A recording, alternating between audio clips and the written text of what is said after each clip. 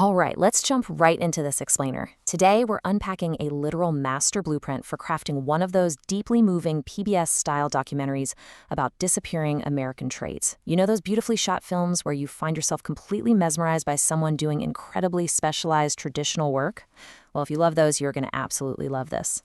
We're looking at a source document that serves as the ultimate creative framework. It's a prompt designed to generate compelling, historically rich narratives under the working title The Last Man Who Still Does This in America.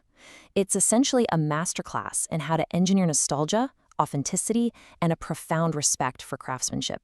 But before we get into the nuts and bolts of this prompt, we kind of have to ask ourselves, how does a simple story about an old trade manage to capture our attention and feel so incredibly authentic?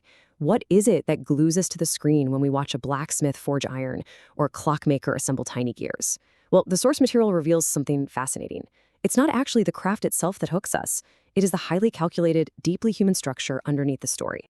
To figure out how that works, we're going to deconstruct this blueprint by looking at the core idea, building the craftsman, the supporting cast, the exact 8-act arc, the cinematic style and rules, and finally framing the legacy. Starting things off with Section 1, the core idea, or going beyond the job. The source material makes it crystal clear. This story is never just about an elderly American preserving a dying craft. It's a much deeper exploration of identity, community, memory, and legacy.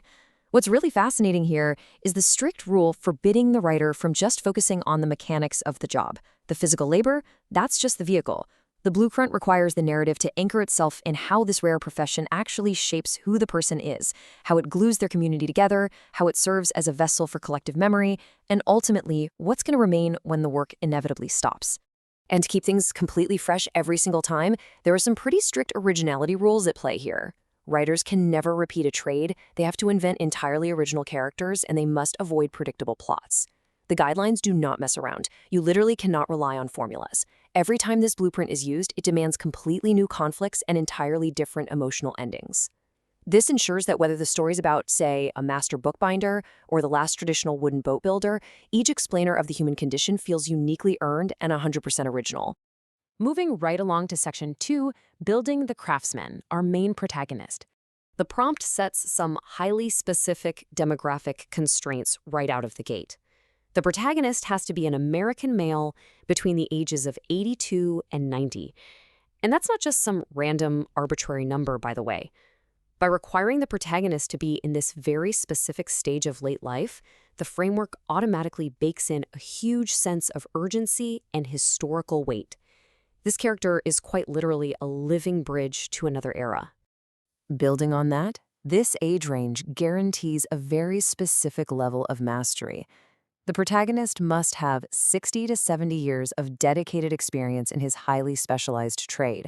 I mean, just put that into perspective for a second, doing the exact same highly specialized task for 7 decades. The blueprint insists that the character possesses the kind of knowledge that only comes from a literal lifetime of muscle memory, trial, error, and just relentless dedication. But, and this is crucial, we aren't building a flawless superhero here. The character needs to be deeply respected, sure, but also imperfect. He should have specific routines, regrets, and favorite sayings that make him feel incredibly human. The blueprint outlines that he should be humble, honest, and quietly funny. He actually needs to have documented weaknesses and unfulfilled dreams, because it's exactly those imperfections, the relatable, everyday human flaws, that make us as an audience connect so deeply with his lifelong pursuit of perfection. Which brings us to Section 3, the supporting cast, the community surrounding our craftsman. You see, a craftsman doesn't exist in a vacuum. The instructions require a really deliberate balance of intimate family members and broader community voices. You've got the close circle. Think a spouse, a son or daughter, maybe an apprentice, who bring those high emotional stakes in personal history. And then you balance that out with the community context, historians, park rangers, or local journalists, who can zoom out and explain exactly why this individual's work matters on a larger cultural scale. Every single character is a calculated tool used to build out this world. Now, let's unpack Section 4, the 8-act arc, which is basically the narrative engine of the whole thing. So, the first 4 acts are all about setting up the stakes, and it's a very precise progression.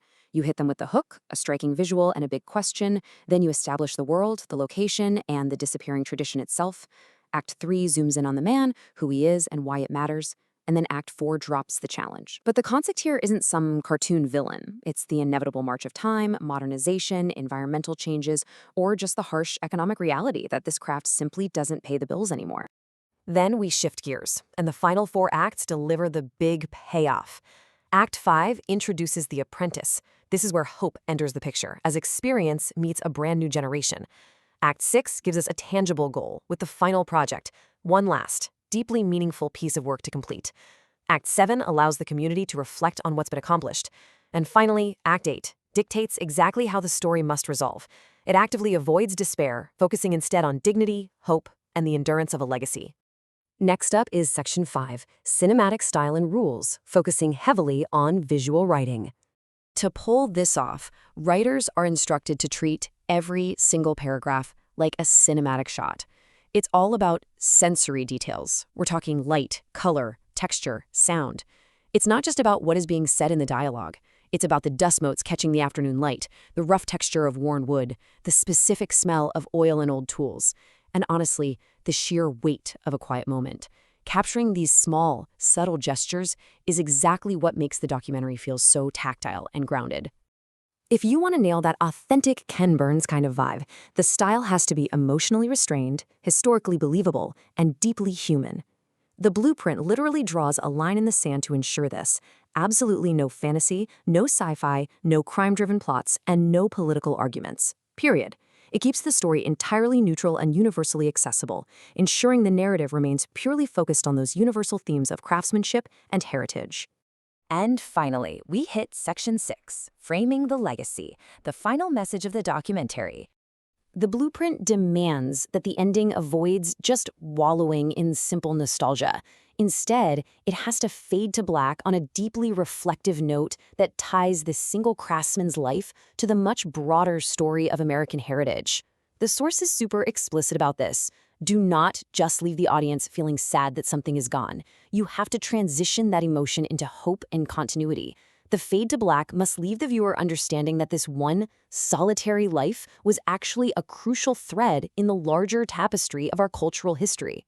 The whole goal of this framework really boils down to this fantastic quote: "Ordinary people can leave extraordinary legacies through quiet dedication and lifelong craftsmanship." That right there is the absolute emotional payload of this entire explainer. When the rules, the structure, and those sensory details are all firing on all cylinders, it elevates the everyday worker into a quietly heroic figure. It's such a powerful reminder that true legacy isn't always about being famous or loud. More often than not, it's found in quiet, lifelong dedication. So, as we wrap up this explainer today, I want you to look around your own community for a second and ask yourself, what disappearing piece of history is quietly happening in your own town right now, just waiting for its story to be told?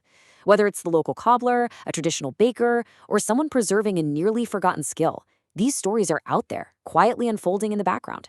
And the blueprint we've explored today proves just how incredibly powerful those stories can be if we just take the time to truly see them.